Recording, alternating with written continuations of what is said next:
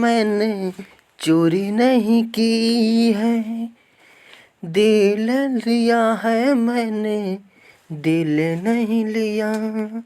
दोस्तों, सभी लोग कहते हैं कि अगर लड़कियां धक्का मार दे तो व्यक्ति सुधर सकता है।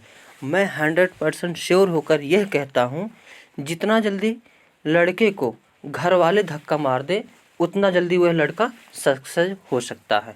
चलो, आज के लिए बस इतना ही। ये टैग लाइन हो गया आज का। तो चलते ही स्टार्ट करते हैं हिंदी पेडागॉजी। ये लगभग हिंदी का पूरा कंप्लीट वीडियो रहेगा। 1-2-4 पॉइंट अगर बचा होगा तो उसको नेक्स्ट वीडियो में हम कंप्लीट करा देंगे। स्वनिम क्या है? ये इंग्लिश में भी काम करेगा, संस्कृत में भी काम करेगा और हिंदी में तो काम करेगा ही। यह जो आपको काफ़ी ज़्यादा नंबर गेन करने में मदद करेगा। एक भी पॉइंट को स्किप नहीं करना है। सीटेट वालों के लिए तो है ही मोस्ट इम्पॉर्टेंट। स्वनिम क्या है? जिसको हम इंग्लिश में क्या कहते हैं? फोनिम, जिससे स्वयं कोई अर्थ नहीं होता। यानी स्वनिम क्या है? ऐसा वर्ड जिससे कोई अर्थ नहीं होता, जैसे छोटा बड़ा, छोटी बड़ी, ताथा दादा पापा, ये यावा, ये जितने भी अक्षर हैं ये अकेले आप कुछ नहीं बिगाड़ सकते। लेकिन अगर यही सब संयुक्त हो जाते हैं तो पता नहीं कितना लड़ाई से लड़ाई करवा देते हैं। तो स्वनिम वह होता है जिसको हिंदी में फोनिम कहते हैं। यह वर्ड होता है और इसका कोई अपना अर्थ अकेले में नहीं होता है। यह क्या कहलाता है? स्वनिम कहलाता है। उसके बाद रूपिम। रूपिम को इंग्लिश में क्या कहते हैं? मॉर्फिम। इंग्लिश में वर्ड कितने हैं? 52। वहीं अगर हिंदी में वर्ड कितने हैं? 52। वहीं इंग्लिश की बात करें तो 41 होते हैं। इस 41 को हम लोग 25 ही पढ़ते हैं, लेकिन इंग्लिश अगर सीटेट में पूछा जाएगा तो आपको 41 ही भरना है। वो भी मैं वीडियो कंप्लीट लेकर आऊँगा, हो सकता है कल तक। तो रूपिम क्या है? इसको हम क्या कहते हैं? मॉर्फिम। और शब्द का छोटा रूप रूपिम कहलाता है। जैसे पेन, कापी, राम, श्याम, नेहा, प्रीति, सुनैना, ये सभी जो भी नाम जितने भी हैं वह किस में आएंगे? रूपिम में आएंगे, जिसको इंग्लिश में मॉर्फिम कहते हैं। इंग्लिश में भी पूछ सकता है, इसमें से बताओ मॉर्फिम कौन सा है? तो जो दो नाम होते हैं वह मॉर्फिम के अंतर्गत आते हैं। नेक्स्ट पॉइंट देखते हैं, वाक्य विन्यास क्या है? वाक्य विन्यास, भाषा के नियम को वाक्य विन्यास कहते हैं। यानी अगर छुटपुटिया जो है ऐसे अलग अलग है और उसमें अगर नियम लगा करके, मतलब ऐसे जो नियम है सारे नियम को वाक्य विन्यास कहते हैं। जैसे कर्ता ने कर्म को करण से, ये सभी नियम है तो ये क्या है? वाक्य विन्यास है। और उसी को, और दूसरा पॉइंट है अर्थ विन्यास। अर्थ विन्यास क्या होता है? तो वाक्य विन्यास में जो वाक्य दिया है उनका अर्थ सही होना चाहिए, तो उसे हम अर्थ विन्यास कहते हैं। ये एक दूसरे से क्या है? इंटरकनेक्टेड है, रिलेटेड है। जैसे मोहन के पास पुस्तक है, यहाँ पे रूल के द्वारा ही इसको बैठाया गया है। अगर इसी को यहाँ कर दे, अलग अलग कर दे तो वाक्य विन्यास कहलाएगा। और इसी को जब हमने सही अर्थ में बैठा दिया तो यह क्या हो गया? अर्थ विन्यास हो गया। नेक्स्ट पॉइंट देखते हैं, भाषा अधिगम एवं अर्जन। भाषा अधिगम एवं अर्जन मोस्ट इम्पॉर्टेंट है। चाहे जो भी आपका, मतलब आज का सेशन कोई भी भाषा हो सारे में काम करेगा। भाषा अधिगम एवं भाषा अर्जन। भाषा अधिगम कैसे करते हैं? तो औपचारिक रूप से करते हैं। वहीं अर्जन कैसे करते हैं? अनौपचारिक रूप में करते हैं। भाषा अधिगम कैसे करते हैं? मातृभाषा में करते हैं। अगर आप सभी बचपन में पैदा हुए होंगे और उसके बाद कोई आपको भाषा सिखाया नहीं है, बोलने लगे, चलने लगे, मुस्कुराने लगे, हंसने लगे, गाने लगे, ये सभी अपने आप से ही सीखे हो। यानी भाषा अधिगम और ये भाषा अर्जन। भाषा अर्जन मतलब बच्चा जो अपने घर मम्मी पापा जो बोलते हैं, ये सभी जो भाषा होती है वो भाषा अर्जन होती है। और अधिगम जो होता है किसी के द्वारा पढ़ाया जाता है, सिखाया जाता है। जैसे आजकल के बच्चों को इंग्लिश मीडियम में ले जाना एक सबकी शौक हो गई है, जबकि बच्चे को किस में शिक्षा देनी चाहिए? मातृभाषा में ही देना चाहिए। शुरू के गांधी जी भी मातृभाषा की वकालत करते हैं, एनसीएफ भी करता है। RTE भी करता है। आप बच्चे को बचपन में मातृभाषा में पढ़ाइए, उसके बाद चाहे जिधर ले जाइए, कोई दिक्कत नहीं है। तो भाषा अधिगम औपचारिक रूप से होती है, भाषा अर्जन अनौपचारिक रूप से होती है। भाषा अधिगम स्कूल में होती है, भाषा अर्जन घरों में या कहीं भी हो सकती है। भाषा अधिगम रूल नियम सब कुछ होते हैं, भाषा अर्जन में कोई रूल नियम नहीं होता है। भाषा अधिगम के लिए वातावरण होना चाहिए, भाषा अर्जन के लिए वातावरण की कोई आवश्यकता नहीं है, वो अपने आप में सीखता है। सब लोग इधर उधर बोलते ही हैं, हर जगह छिटपुटिया तो भाषा बिखरी पड़ी है, उसे भी क्वेश्चन आते हैं आगे है। और भाषा अर्जन और भाषा अधिगम मतलब भाषा अर्जन आसानी से सीखा जा सकता है और भाषा अधिगम नियम रूल से सीखा जाता है। भाषा अधिगम सिखाने के लिए किसी की आवश्यकता नहीं होती है। भाषा अधिगम में भाषा सिखाने के लिए किसी की आवश्यकता होती है, जबकि भाषा अर्जन करने में किसी की आवश्यकता नहीं होती है। भाषा अधिगम किसी के द्वारा होता है, भाषा अर्जन स्वयं से होता है। नोम चोम्स्की महोदय ने यहाँ तक कहा है कि बच्चे के अंदर भाषा अर्जित करने की एक मस्तिष्क में एक डिवाइस होती है, जिसको नोम चोम्स्की महोदय ने क्या कहा है तो लैड कहा है। और इसका वीडियो हम अपने यूट्यूब चैनल पर नोम चोम्स्की नाम से बना चुके हैं, आप उसको देख सकते हैं, वो भी तीनों भाषा में कॉमन है। और अगला पॉइंट देखते हैं, भाषा अनुकरण के माध्यम से सीखी जाती है। ये सभी जितने भी पॉइंट लिखे गए हैं सारे प्रीवियस ईयर में पूछे गए हैं और मोस्ट इम्पॉर्टेंट हैं। भाषा अनुकरण के माध्यम से सीखी जाती है, किसने कहा है तो स्किनर महोदय ने।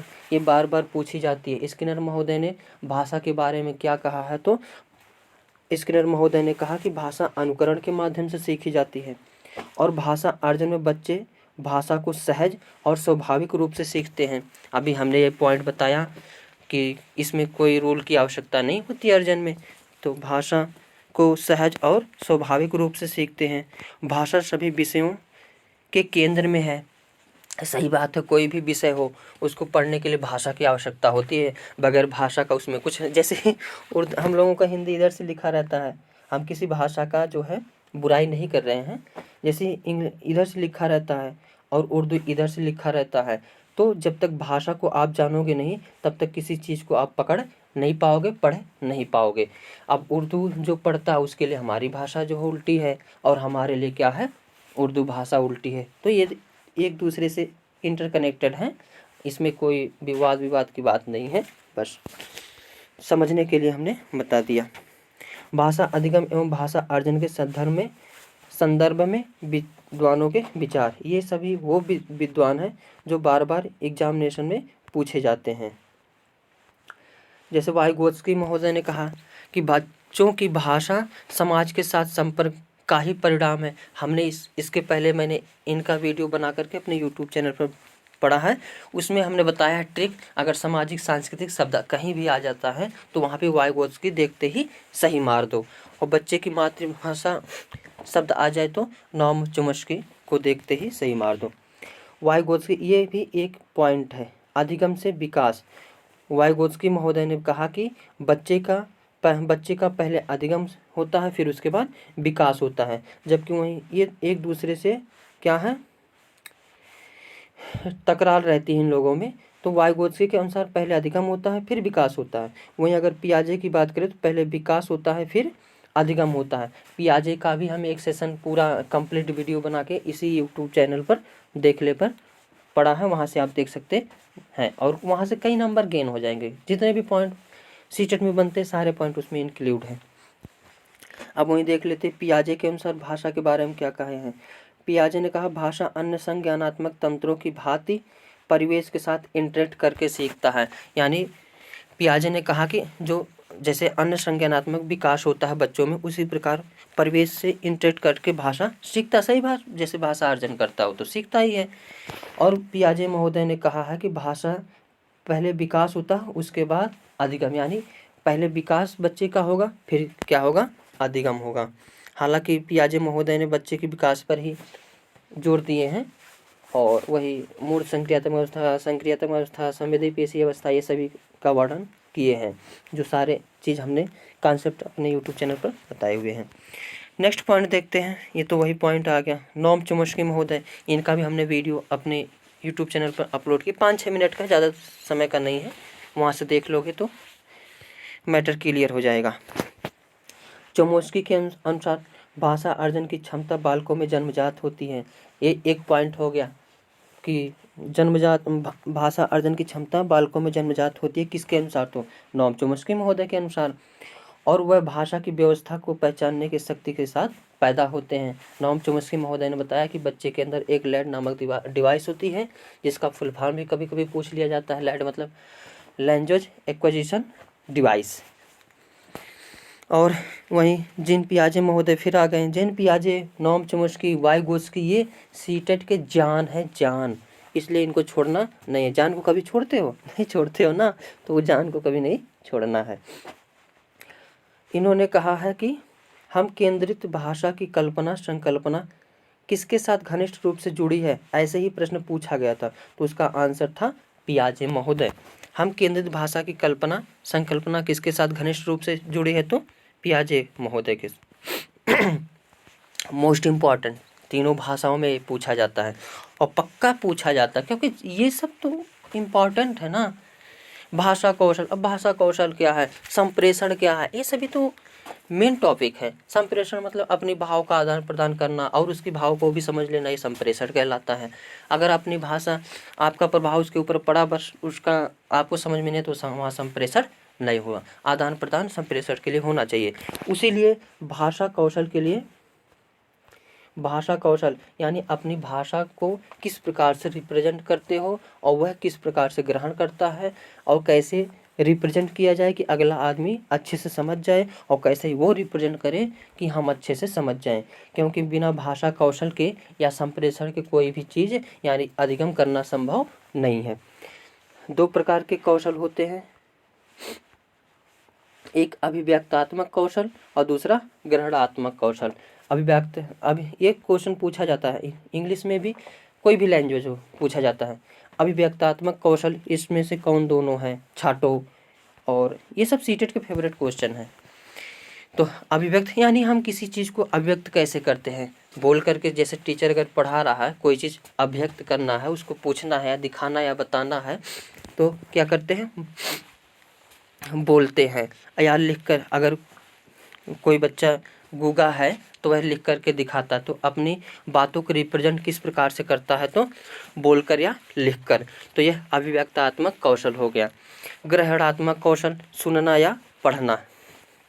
जैसे टीचर अगर पढ़ा रहा है या कुछ भी कर रहा है, मतलब और बच्चे को अधिगम करना है, उससे सीखना है, ग्रहण करना है, तो या तो वह सुन करके करेगा, यानी बच्चा पढ़ाएगा तो वह सुन लेगा, या फिर सैम व्हाइट बोर्ड पे लिखाता रहेगा तो बच्चा क्या करेगा, पढ़ लेगा, इस प्रकार से ग्रहण करेगा।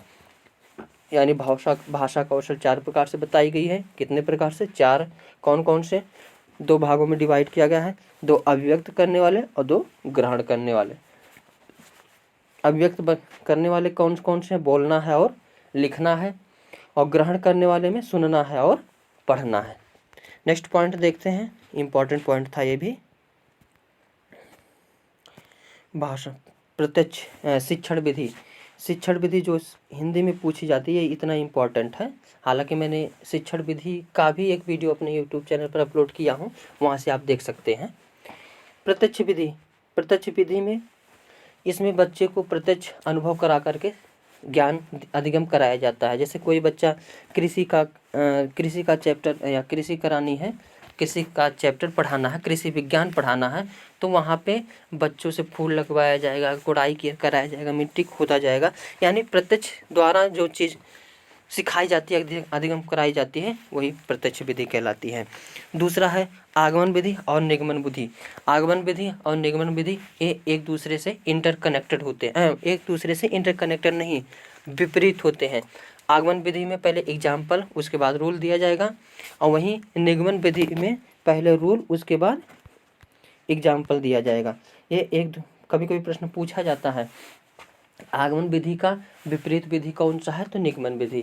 निगमन विधि का विपरीत कौन सा है, तो आगमन विधि। इन दोनों के प्रतिपादक कौन है, तो अरस्तु महोदय हैं। उसके बाद है अनुकरण विधि। अनुकरण, अब देखो बच्चा, अभी मैंने बताया ना कि भाषा अर्जन जो करता है बच्चा अनुकरण के माध्यम से ही करता है, इन्वायरमेंट से अनुकरण करता है। तो अनुकरण विधि में क्या होता है, बच्चा अनुकरण करके सीखता है या टीचर अनुकरण करा के उसको सिखाता है। व्याख्यान विधि, अच्छा हाँ, इसमें आगमन विधि का प्रयोग अन्य भाषाओं में, जबकि निगमन विधि का प्रयोग किस में किया जाता है, मैथ में किया जाता है। और व्याख्यान विधि हमने बताया था नेगेटिव टैग वर्ड, लेकिन अगर 6 से 8 तक यानी उच्च क्लास में अगर आता है तो व्याख्यान विधि पॉजिटिव टैग वर्ड के रूप में होगा, ये चीज़ याद रखना। वैसे ज़्यादातर पीआरटी में जो प्रश्न पूछे जाते हैं तो वहाँ व्याख्यान विधि नेगेटिव टैग वर्ड के रूप में होता है। हालांकि हमने टैग वर्ड का एक वीडियो पूरा फुल वीडियो बना के डाला हूँ, 17-18 मिनट का है, उसको देख लोगे, अगर कुछ भी नहीं पढ़े हो फिर भी सीटेट पास हो जाओगे, ये मेरी गारंटी है।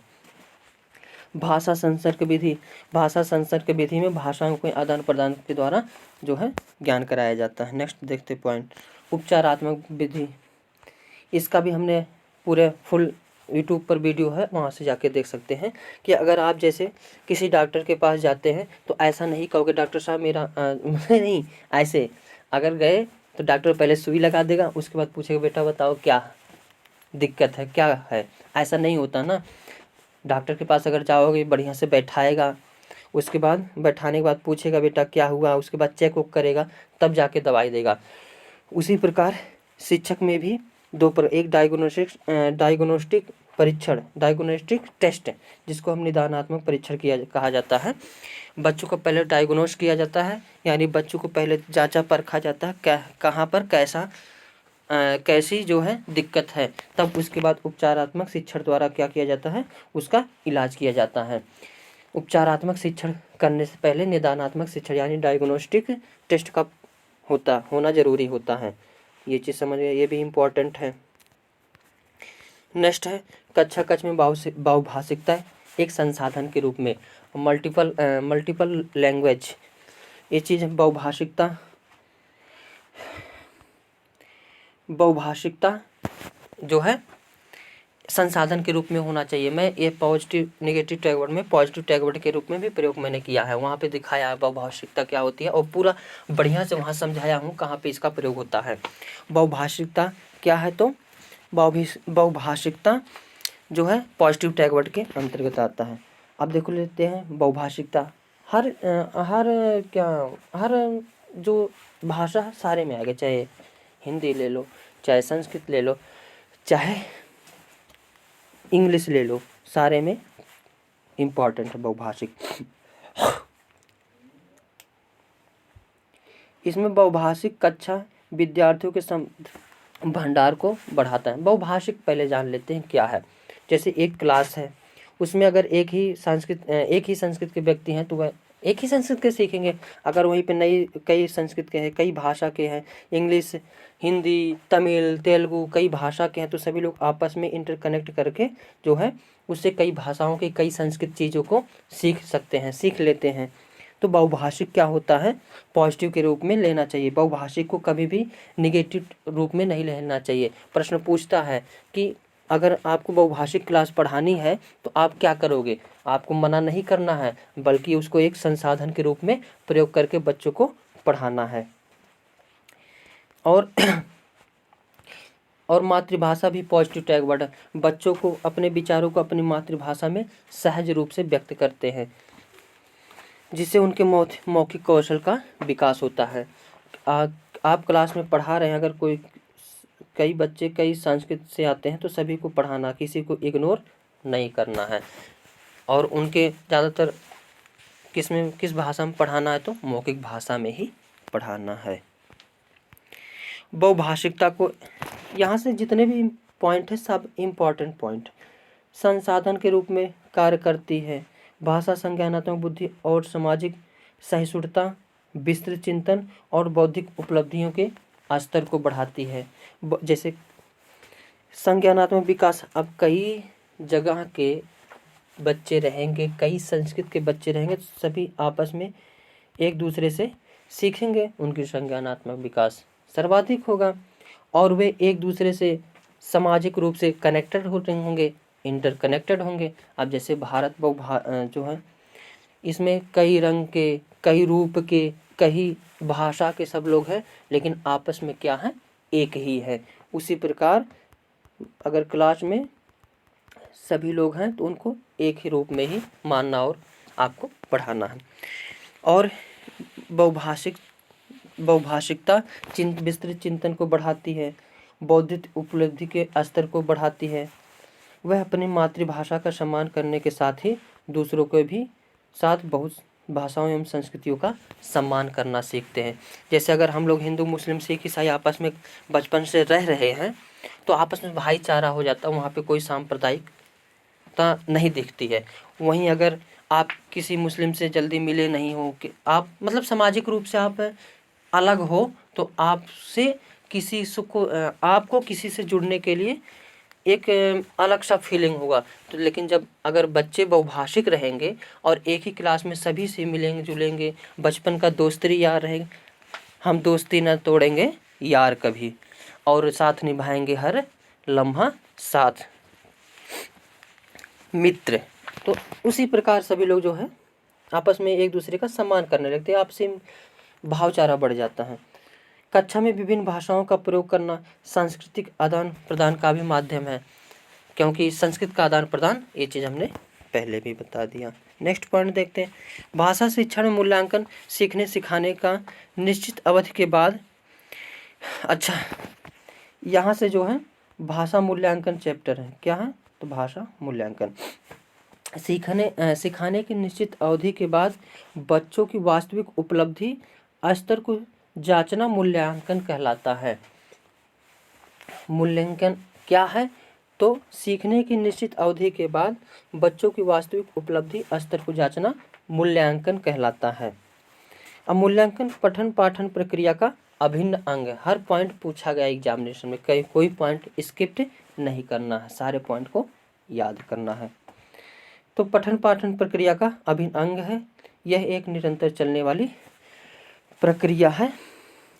थक गए, कोई नहीं, साथ तब तक नहीं छोड़ेंगे तब तक जब तक सीटेट को हम क्रैक नहीं कर देंगे।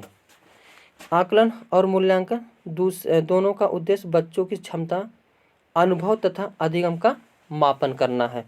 आकलन और मूल्यांकन दोनों का काम क्या है, बच्चों की क्षमता, अनुभव तथा अधिगम का मूल्यांकन करना है।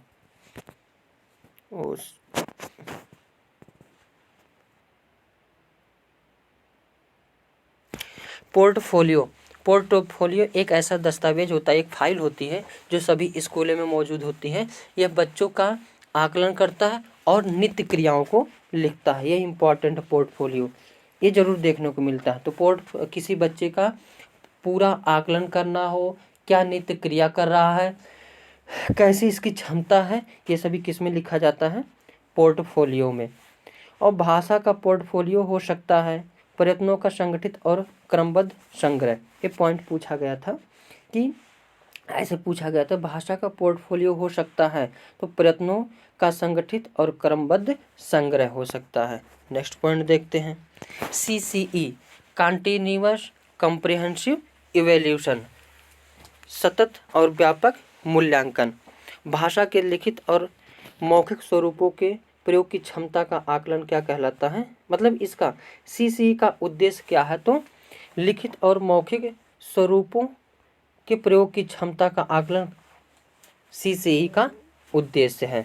CCE का फुल फॉर्म भी पूछ लिया जाता है, तो कॉम्प्रिहेंसिव कॉन्टिन्यूअस कॉम्प्रिहेंसिव इवैल्यूएशन। शिक्षण अधिगम सामग्री, जिसको TLM नाम से हमने एक वीडियो बनाया है, उसमें आप देख सकते हैं, पूरा उसमें कंप्लीट किया हूँ। NCERT के अनुसार कितना है, दृश्य श्रव्य दृश्य के कौन से हैं, और OHP क्या है, ये सारी चीज़ जो है हमने बताया है। तो वहाँ से आप इसको देख सकते हैं। खाली स्लेट हो गया, कोरी पट्टिया हो गया, ये सभी आपको कहना नहीं, ये सब निगेटिव टैग वर्ड है। ऐसा प्रश्न पूछा गया था। खाली स्लेट देखते ही कट मारो, कोरी पट्टिया देखते ही कट मारो। जबकि सभी लोग कहते हैं बच्चा अनपढ़ है, बच्चा घर से, पहले के जो मनोवैज्ञानिक थे बच्चों को खाली कोरी स्लेट मानते थे, जबकि अभी आपको कोरी स्लेट मानना नहीं, आपको क्या मानना है कि बच्चा अपने साथ मातृभाषा, अनुभव, दुनिया के प्रति अपना दृष्टिकोण रखते हैं, ये चीज़ मान के रखना है। जबकि पहले मनोवैज्ञानिकों ने क्या माना था कि बच्चा कोरा स्लेट कागज़ है, उस पर हम लोग क्या करते हैं, टीचर उस पर छापते हैं, जबकि ऐसा नहीं है। नेक्स्ट पॉइंट देखते हैं, पठन पाठन। पठन पाठन जो पॉइंट पूछा गया था, पठन पाठन में जैसे पॉइंट पूछा गया था, बच्चों से अधिगम कराना, अधिगम करना, अपने आप में पढ़ना, assessment as learning, assessment for learning, assessment एक होता है समेटिव असेसमेंट, फॉर्मेटिव असेसमेंट, ये सभी हम जो है अपने वीडियो पे पढ़ाए, वहाँ से आप देख सकते हैं। पठन पुस्तक, पठन पुस्तक में यानी पढ़ने के लिए जो पुस्तक कुछ प्रयोग किया जाता है, कैसा होना चाहिए, बाल केंद्रित होना चाहिए। पाठ्य पुस्तक कैसा होना चाहिए, बाल केंद्रित होना चाहिए। जो उसमें का पाठ्यक्रम हो, बाल केंद्रित होना चाहिए। तो यहाँ पे ज़्यादातर किससे संबंधित है, बाल केंद्रित से ही संबंधित होना चाहिए। अधिगम अक्षमता, ये भी हमने अपने वीडियो यूट्यूब चैनल पर, वहाँ पे अधिगम अक्षमता नाम से वीडियो अपलोड है, वहाँ से आप देख सकते हैं। उससे बाहर पूछेगा भी नहीं। जैसे यहाँ पे बता देते, कैलकुलेटर से डिसकैलकुलिया, गणित करने में अगर किसी बच्चे की परेशानी हो रही है तो डिसकैलकुलिया उसको है। डिसग्राफिया जो है कोई चीज़ लिखने, वो चित्र बनाने में दिक्कत हो, डिसग्राफिया उसको बीमारी, तो वो वहाँ से आप इसको देख सकते हो। भाषा क्या है, ये इम्पॉर्टेंट पॉइंट है। भाषा अभिव्यक्ति का साधन और सामाजिक संबंध स्थापित करने का सहायक है। इसका और पॉइंट देख लेते हैं, हर पॉइंट इम्पॉर्टेंट है। भाषा मानव विकास का मूल आधार है, ज्ञान की प्राप्ति में सहायक होता है। भाषा मानव सभ्यता और संस्कृति की पहचान है, हर पॉइंट याद करना है। लिपि के अभाव में हम पढ़ नहीं सकते। जब टैगवर्ड का हमने वीडियो बनाया है, उसमें हमने लिपि के बारे में बताया, वहाँ से लिपि के बारे में आप देख सकते हैं।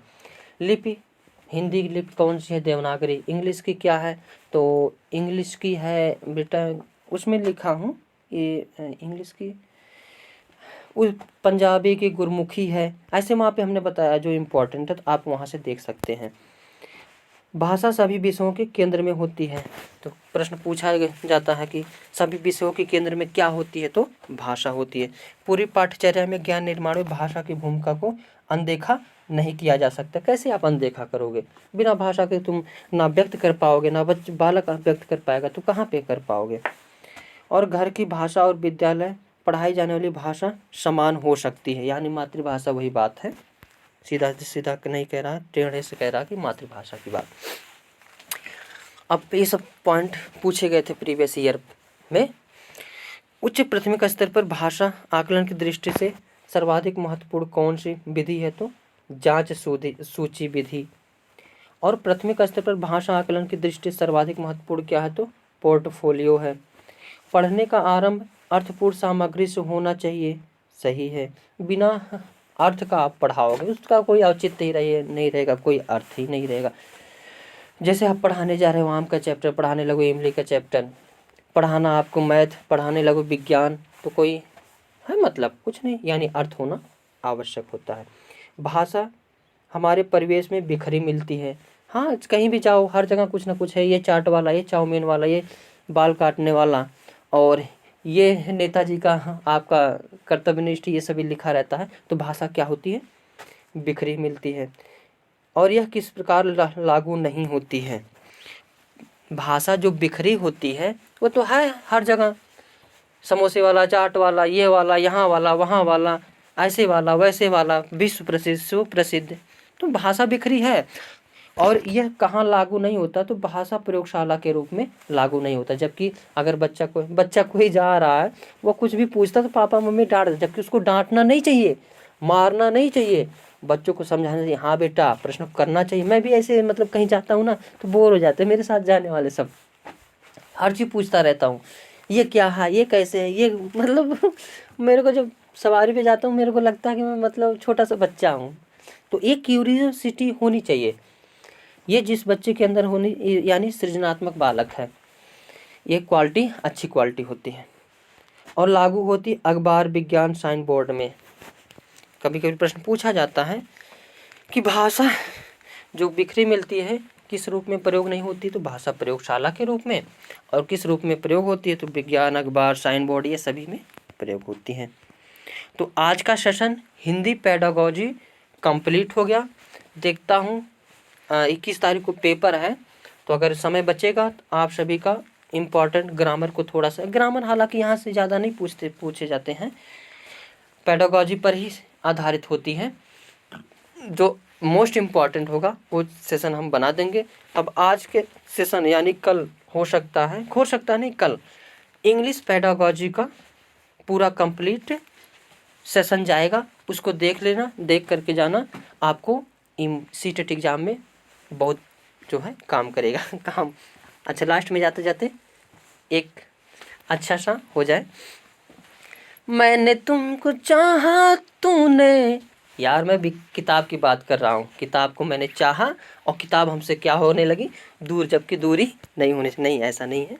किताब को जितना चाहोगे, प्यार करना है तो बुक से करिए, पूरा लाइफ सुधर जाएगी, और बाकी तो जो आपका मर्जी। Thank you for watching.